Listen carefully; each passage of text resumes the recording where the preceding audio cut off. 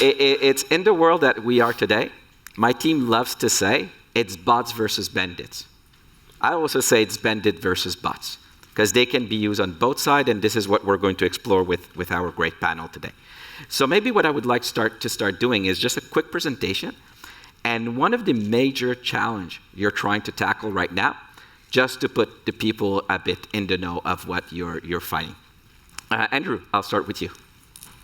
Yeah, so I'm Andrew Austin, the head of fraud prevention for a company called Sardine. We are a risk and compliance platform for fintech and financial services companies. I'd say when it comes to bots, like that is what we deal with day in and day out. As the head of fraud prevention, I work with a lot of our customers in setting up our platform and our applications to prevent and detect fraud.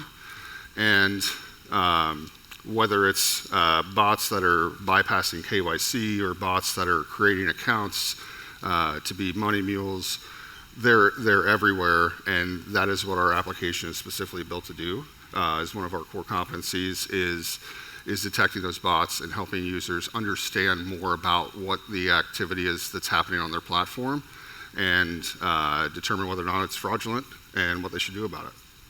Thank you very much, Andrew. Octavia, you're presenting the old companies with me on this stage, so this is great to have you on board. Please, what are you guys working at? Awesome. Thank you so much, Philippe. I'm Octavia Howell. I am the Chief Information Security Officer at Equifax Canada. And one of the things that we've been working on for probably the last 2 years is really how do we actually take the things that we're seeing in the cybersecurity world and the threats that we're seeing in those TTPs, the technical techniques and practices of threat actors, and how do we actually marry that with fraud? Right, and fraud prevention, what do we do to actually stay on top of that? And so one of the biggest things that we're working on right now is looking at the entire fraud journey.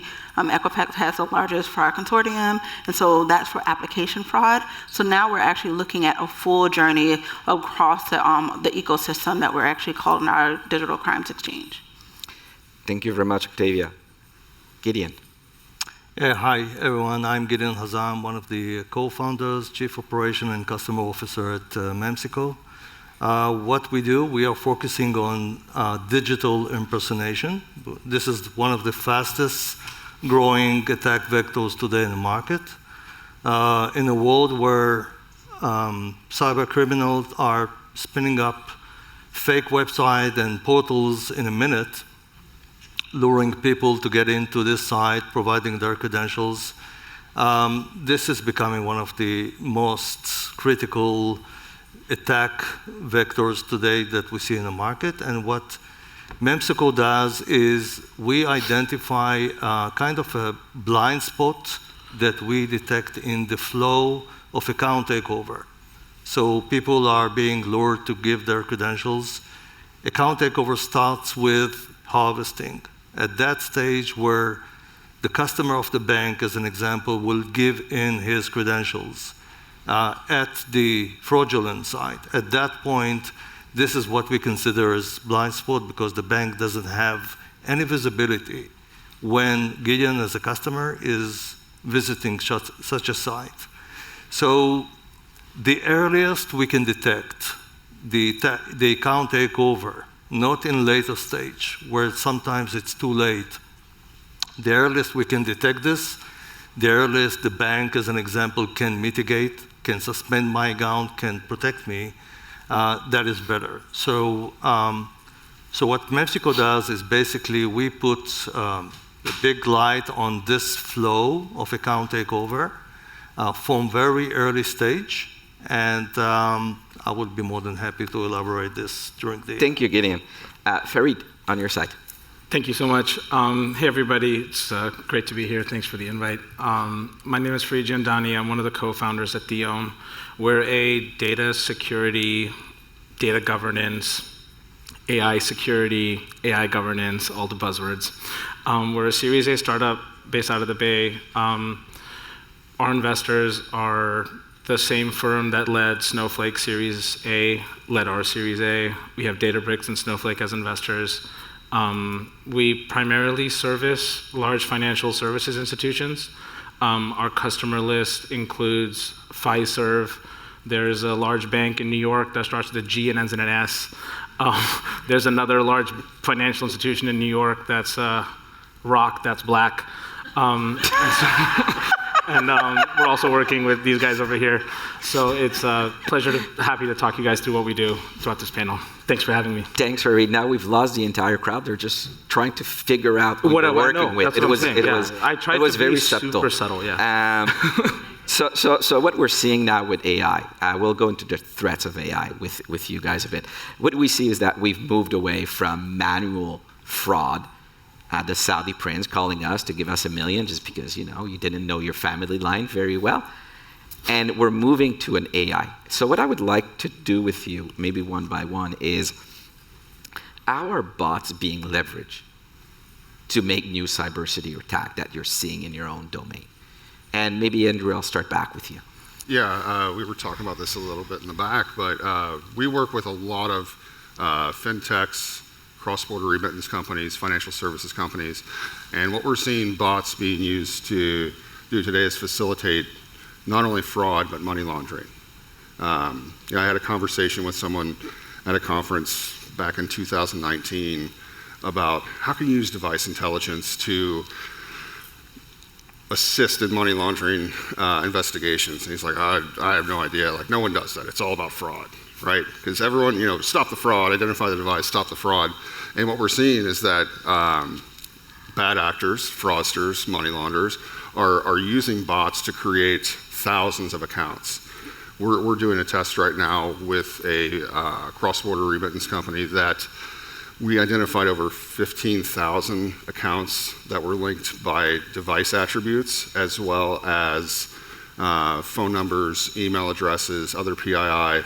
And what we were seeing is that someone would create an account in, let's say, the Philippines. 5 minutes later, you'd see a login from Pakistan or Bangladesh, and the password being changed. And then an hour after that, funds started moving all over the world, right? So what they're using those bots to create that, and I think what we need to do is not only draw those connections together, but also for our end users make sense of that. Because if I give you a connections graph that shows 15,000 accounts and 10,000 email addresses and 12,000 phone numbers and locations from around the globe, what do you do with that? Right, we need to be able to use AI to traverse those networks and see what are the common points that we can pull together and summarize from an investigation standpoint to let financial services, fintech users on the investigations team look at that and make sense of it, and then file the necessary regulatory reports with their agencies, communicate with law enforcement, and coordinate with them. It's funny when you talk about account creation. I remember seeing a company, what they were providing the bank was when was the account trying to hit you created. And what you discover is often in fraud, those account has been created not long ago because they're all new, created by bots. Yep. Octavia, what are you guys seeing bots used at Equifax to make new kinds of attack? Yeah, how long do we have? I would say a minute, 2 minutes. Okay. Multiple things, right? I'm just going to kind of focus on the cyber side of it because it's kind of where we focus. And so how many of you all heard of a denial of service attack, a distributed denial of service? Right? Yes? No? So distributed denial of service, the way that those used to happen, and they still happen, is you actually have a system or a kind of a controller. That controller will actually distribute multiple bots out, and then they would actually try to attack a system at once and trying to take it down. Right? What artificial intelligence have done now is before we were only able to actually hit that system and be able to take it down, maybe try to just do a connection, right? And so the connection will overload the system, cause that system to crash. Now with artificial intelligence, we don't have to stop. Those things don't stop right at the denial of service to take it down. What it does is it actually goes in and it penetrates, right? It penetrates the system, learns the environment, and actually stays there to be able to identify exactly how the system works, what kind of information is there, how to harvest credentials, how to actually, go in and actually do lateral movement. What we're also seeing is that, there was a study that was done, and the information actually came out about 2 weeks ago. At one point, in order for a system attacker to come into a system, they would kind of lay dormant for about 9 days before they actually started moving laterally, right? 2 weeks ago, the report came out that average time to actually, for a threat actor to lay dormant within a system is 51 minutes, right? The shortest time that a threat actor has gone in and laid dormant in a system is 60 seconds. So what that has done is artificial intelligence have allowed us to be able to go in, learn the system quickly, start doing lateral movement, and get out, right? So human eyes, they're not going to be able to see that. You're not going to have some analyst in front of a screen kind of looking, so we actually have to use artificial intelligence in order to catch those things, to be able to identify when anomaly is happening. So that's just one of the use cases, but we can talk more. And while we were backstage, you were talking to me about an attack that just happened through China. Can you just inform us in like a minute and a half what that attack was? Sure. So there is, on the 19th, there was an article that was broke. There's Sinek actually came out with an article about a Chinese network that actually was creating thousands of fake IDs, right? Thousands of fake IDs and passports, both in Canada and in the US, right? And so what we're actually seeing is we're seeing more proliferation of people, and these are not even synthetic IDs, they're real IDs, so real Canadians, real US citizens, right, that are actually being, their IDs are being stolen, they're using their real names, real addresses, different pictures, and the IDs are looking very much real, right, and they're not being able to be detected by human eyes or by 2D systems that can be able to identify them. So you can look it up. It's called Forgecraft is the name that they actually gave it. And so it is something that is going on right now. And we've already started to get reports. I mean, just today, I think I got like four phone calls from different police municipalities trying to actually contact us about some of these fake IDs that's coming through. Thank you. Gideon, on your side at Memsico, you're fighting fake website being created.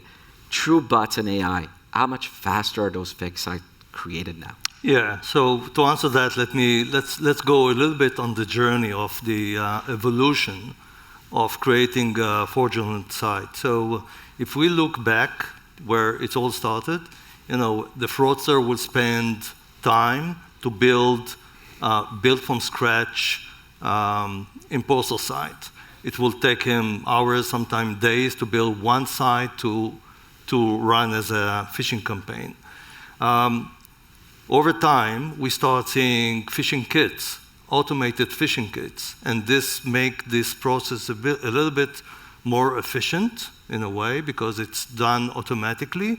The creation of the phishing site is becoming more automated and hence allow the fraudsters to create more than one a week, let's say dozens a week. And then the evolution led us to this third option, which is SaaS as a service on this space as well. So we start seeing phishing site building as part of a service that you can obtain. You don't need to be expert in this space. You just put your credit card, you can say, I want to target B and C as an example, take minutes and you have a phishing site up and running. So during this evolution, we start seeing more and more capabilities, more automation, and then we got into the AI era. And this changed the entire game here because today with AI, I can create hundreds of imposter sites per hour, not per day, not per week. It's a very robust machine that can build not only the imposter site, it can build the entire campaign, how to target the customers, how to register the domain. Everything is done automatically through the AI.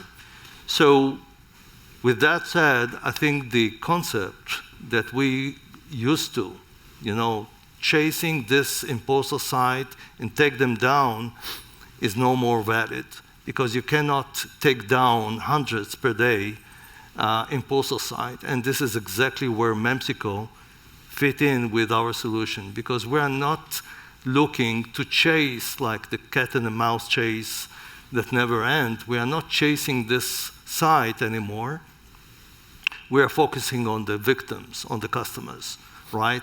Because there is a window of exposure between detection of the imposter site and the takedown. It may take hours, it may take days, it may take even longer.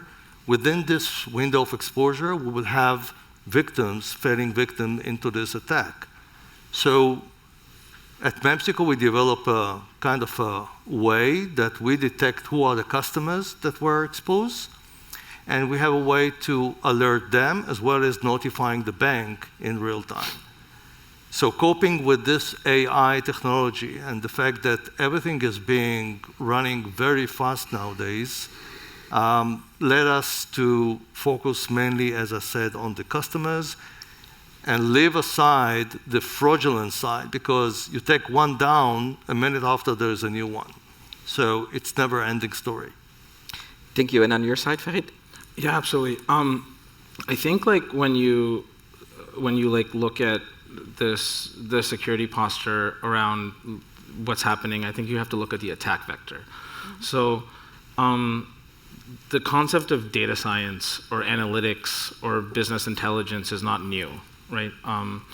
My good friend is the COO of chess.com, and he explained to me that the old chess algorithms that have existed for a really long time continuously beat AI at chess, right? So those algorithms were built off of logic. They act on their own. I think like what fundamentally changed is that technology advanced at the infrastructure layer.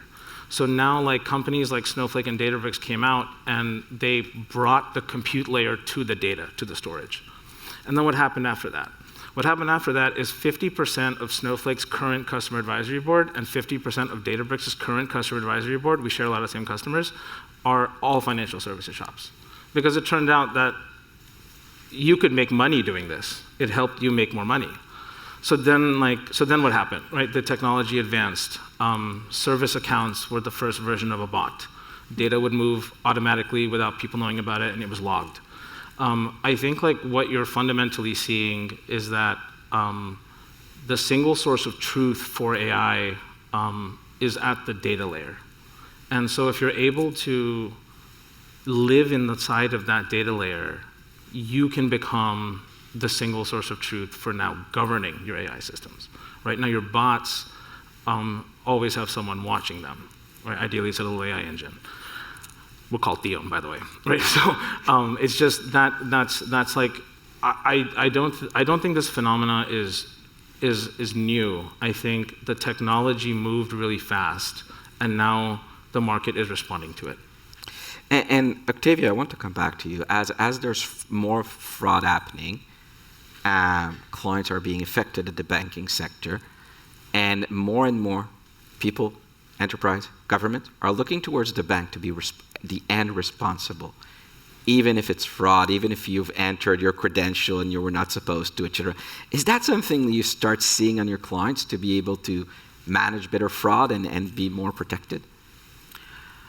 So I think yes and, right? So yes, 100%, you know, we're trying to actually work with our business partners as well as consumers. Like Equifax sits in this unique kind of area, right? We're not only dealing with the banks and the financial institutions, but we have a direct-to-consumer line that we can actually talk directly to the consumers as well. So when they see fraud, right, and we kind of start there.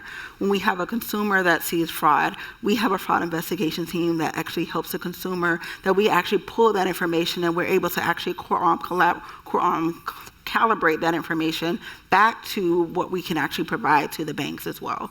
And so what we do is we try to make sure that the banks are fully informed when fraud is happening, right? When a consumer says that they have been defrauded, when they have that information happen to them, then we actually use our consortium to push that back. So one of the things, I know, you know, the law that came out that says we're gonna hold banks accountable, that scared a lot of banks, right? Because it's like, well, these consumers, they have actually freely completely given up that information, right? They're being scammed. However, when the consumers actually complain and we get that information, we can then actually pass that on to the bank so that they can actually know, hey, this is actually flagged in our fraud consortium. We actually know that this is a true fraud, right? And then you can actually be better equipped to actually help your customers as well. Thank you very much. And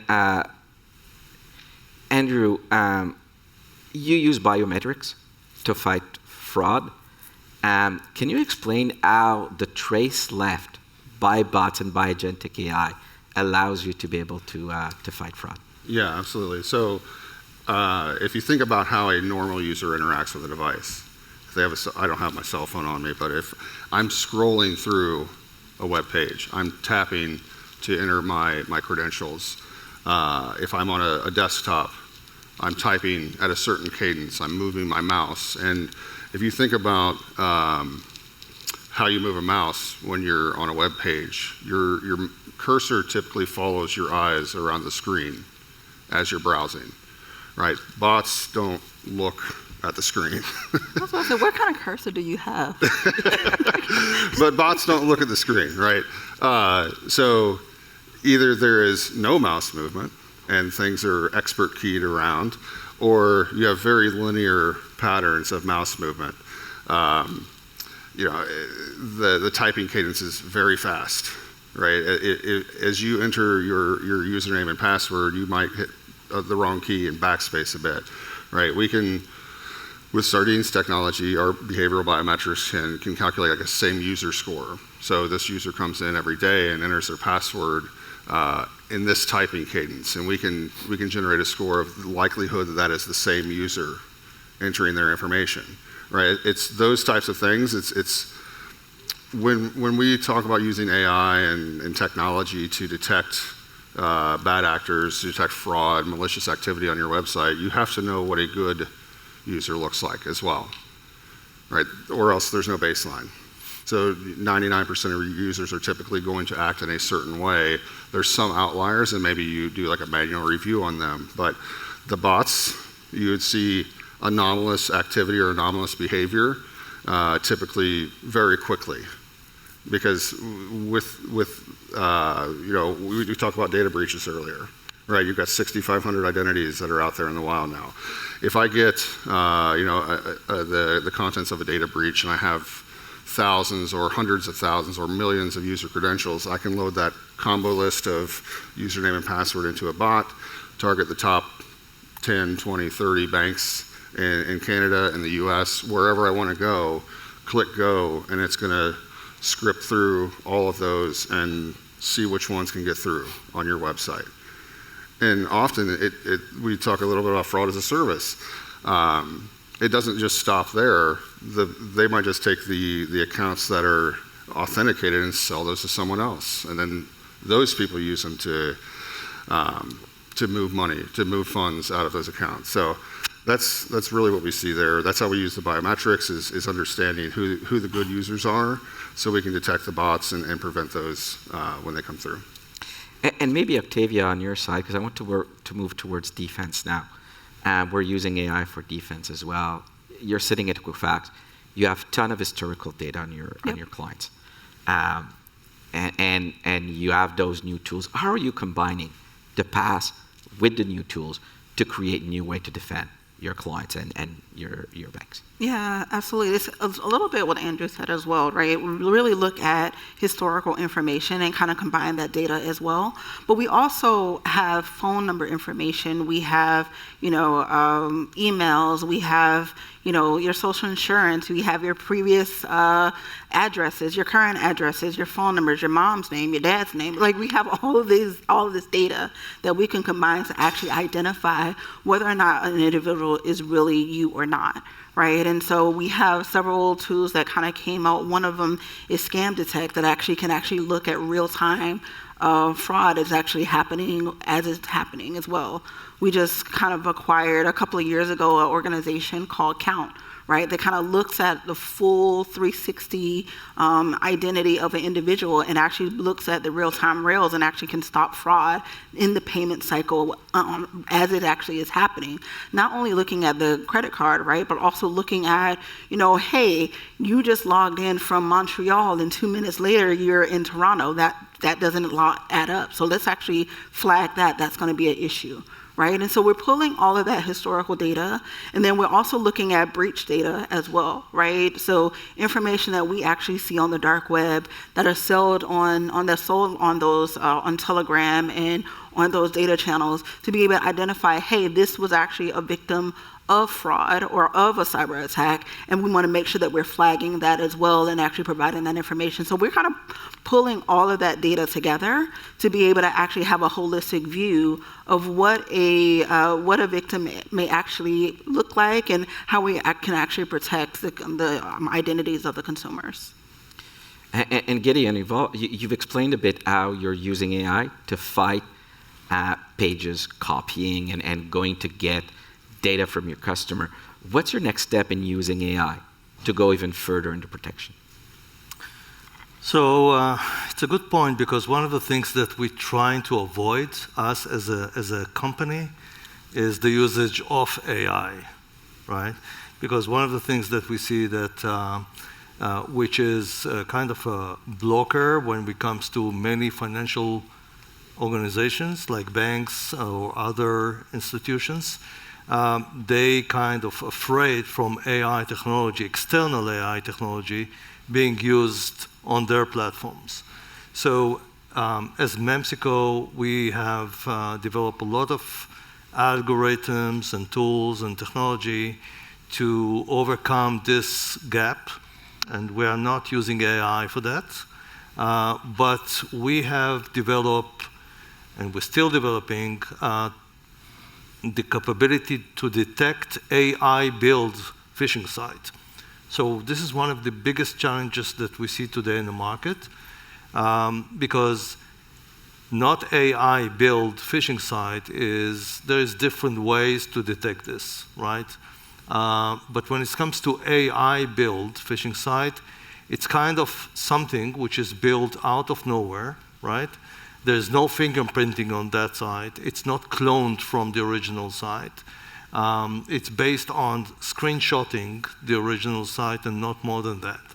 So detecting a phishing site which was built on AI technology is a challenge. We figure out a way to detect this, and we are going to launch this soon, so it's going to be part of our journey, ongoing journey and efforts to detect those imposter sites in real time. Where the attention is not only to detect the imposter site, as I said earlier, our focus is to detect who are the customers, who are the visitors that visit that site, and whether they are BNC customers, an example, we should be able to alert them, and we should be alert the bank in real time. And as a point earlier, I think this is the crucial stage in account takeover, because sometimes detecting the ATO at the front door of the application is too late. And the earliest we can detect this, and this is our focus, is going to save all the hassle of operational cost as well as capital cost, reimbursing customers later on for the fraud. So this is where we're at. Account takeover, it's a long process, and at Memsico we're covering most of the cycle here. And Farid, you've mentioned the importance of data today. The fact that we're all moving to the cloud, is that opening new weaknesses? And then how can AI cover those weaknesses? Yeah, I don't think it's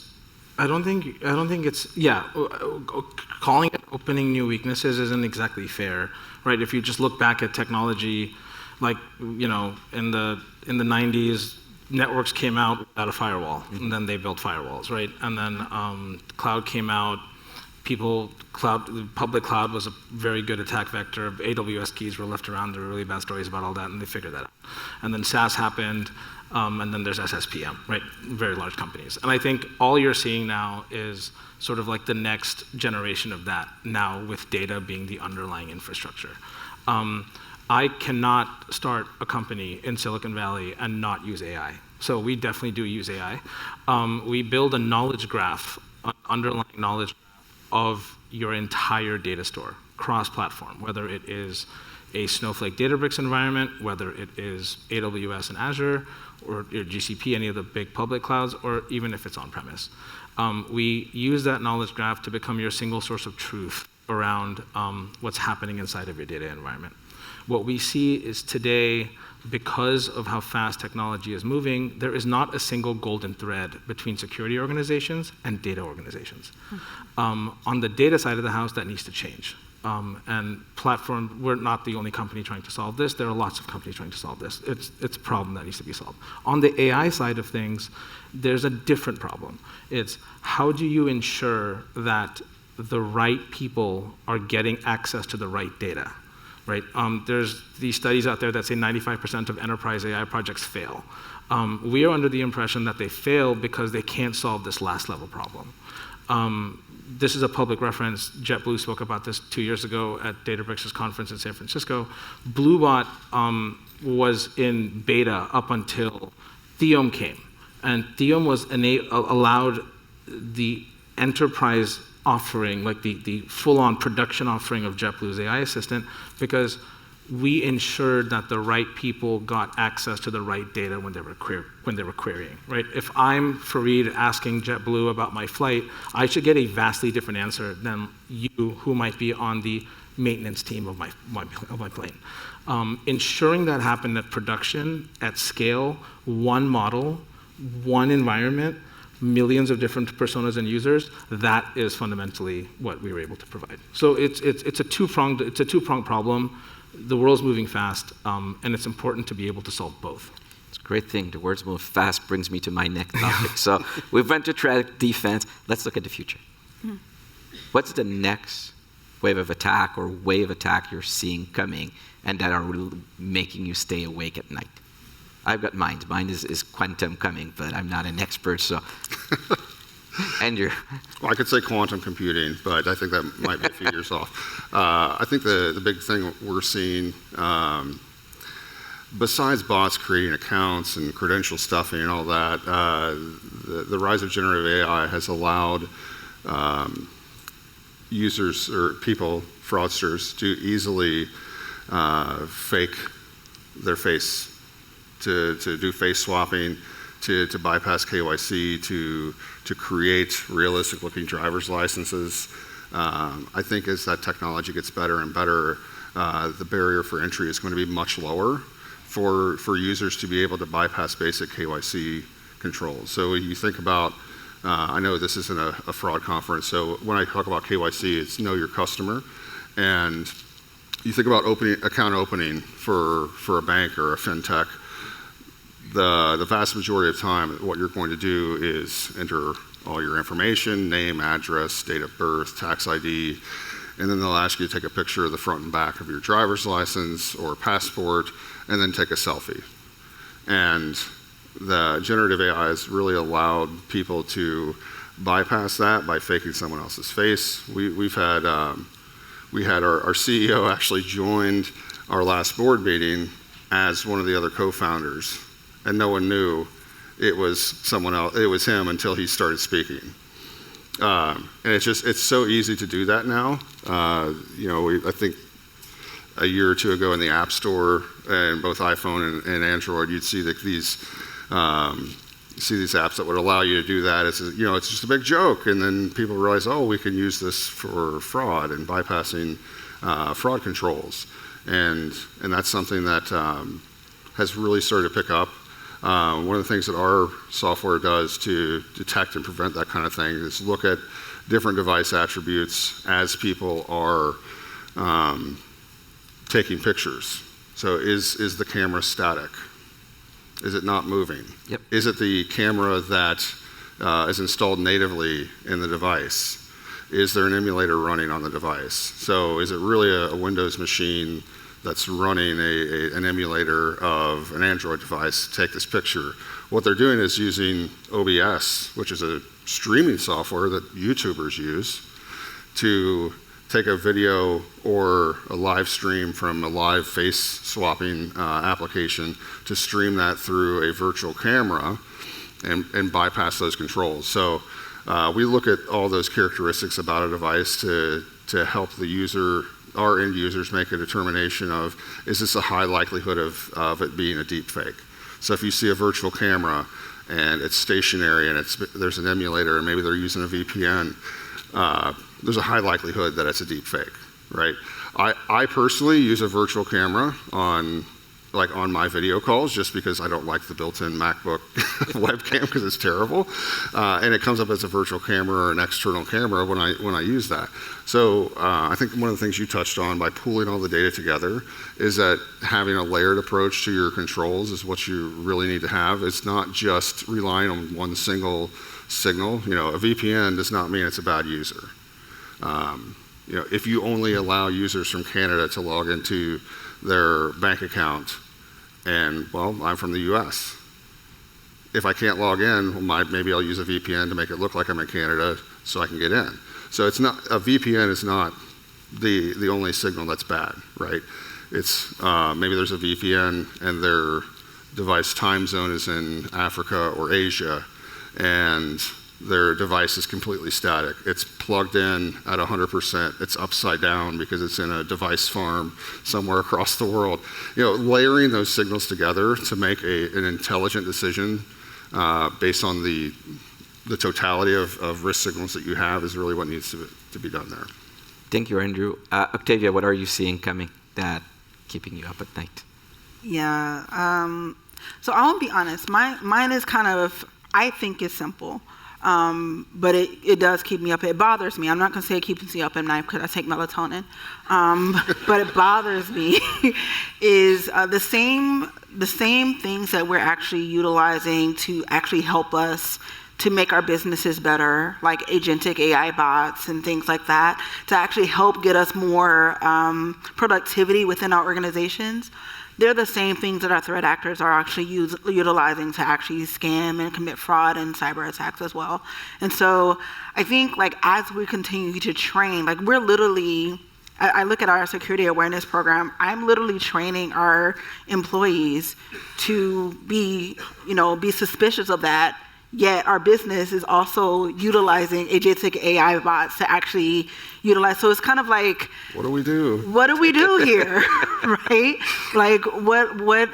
At what point are we going to be able to determine if someone is really fraudulent and a threat actor or someone who's really honest? And that keeps me up at night, just because the line of demarcation is getting smaller. Thank you. Gideon.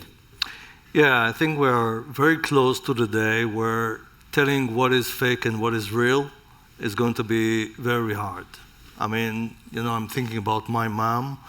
A couple of years ago, if I would say, she can easily fall victim to any scam because she cannot really distinguish between fake and real, I can tell this on myself now because it's, the more technical we are, things are becoming more harder to distinguish between fake and real.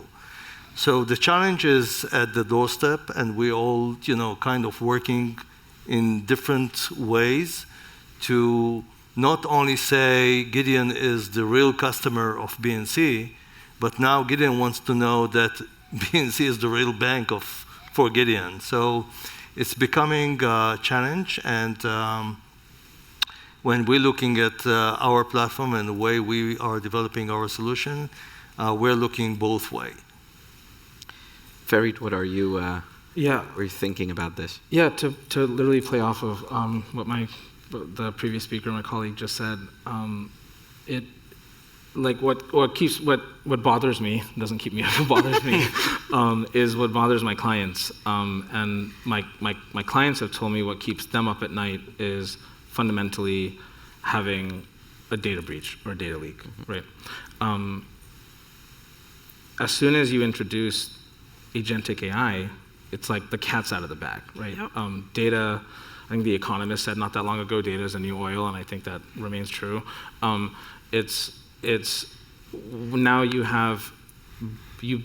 don't have humans moving data anymore. It's moving on its own based off of rules that you gave it a while back.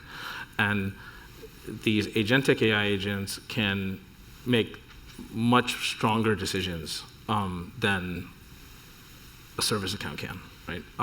And so, yeah, I think it's definitely keeps us up at night. It's what we do day in and day out. That's why we exist as a company. And if we're successful, there shouldn't be data leaks. So. I really agree with you on that one. I'm getting into trouble now. Maybe if anybody wants to take that question, how important in the fraud fight is collaboration between all the entities around the table? It's very, very important. I think the challenge is getting people to share the data, right? There are regulatory challenges with sharing data. Sardine operates a consortium. We also have a subsidiary called Sonar that offers a larger consortium. Everyone wants the insights. Very few people want to provide back the fraud feedback. I think with Equifax, you get direct interaction with the customer. I'm calling to report someone stole my identity, right? No one's calling Sardine or Memsico to say someone stole my identity, right? We have to rely on our customers to come back to us, or our customers to come back and report that this was a stolen identity. This email address is associated with fraud.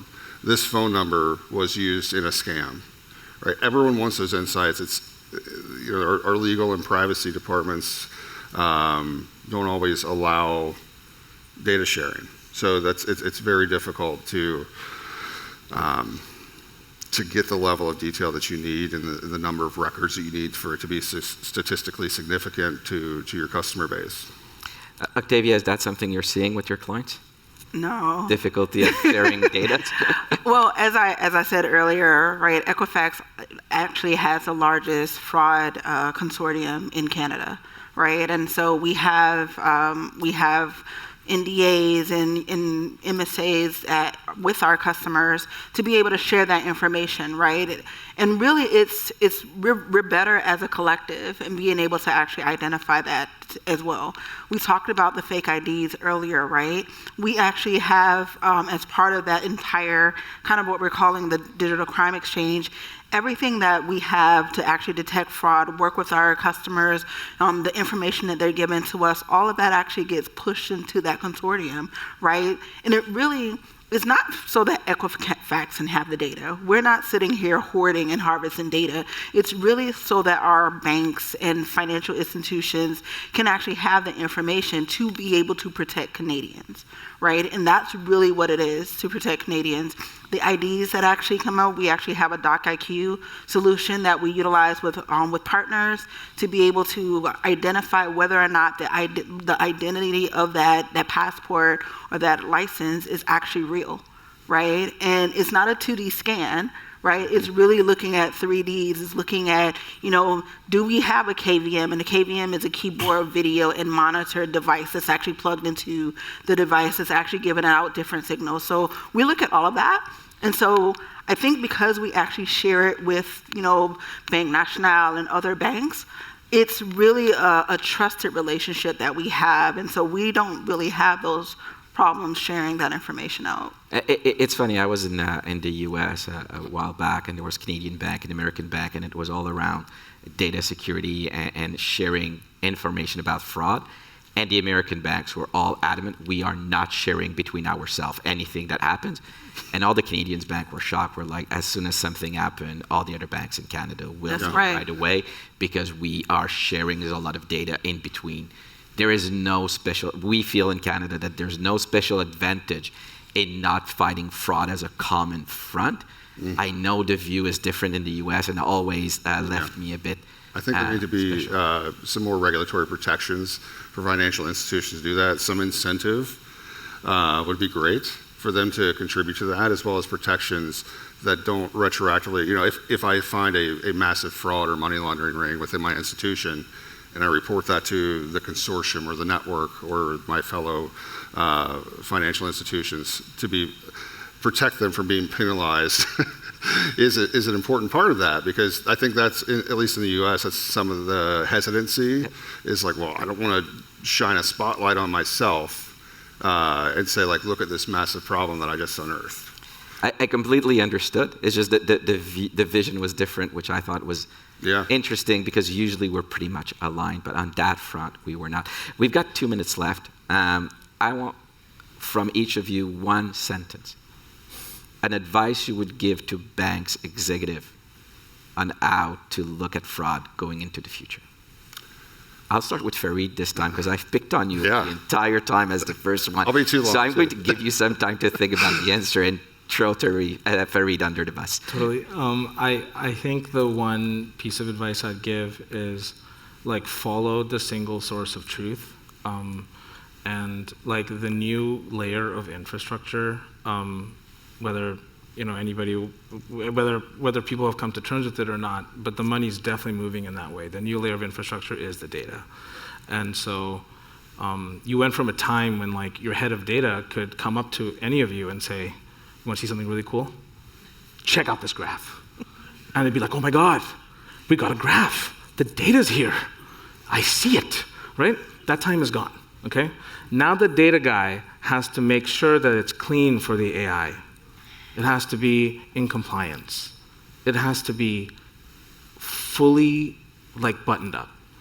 And I think solving that problem will help you get to AI. Because if you don't solve the underlying problem, you won't get to AI, right? In the dot-com boom, everybody wanted an e-commerce website. What did they get instead? They got a layer 3 network, right? That's what happened. And then they got the e-commerce website 10 years later, right? Don't make that same mistake this time. Thank you, Fareed. Gideon, you have exactly 5 seconds. All right. So make that sentence short.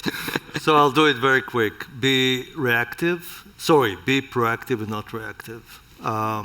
There's a lot of the bank solutions that we see today are reactive.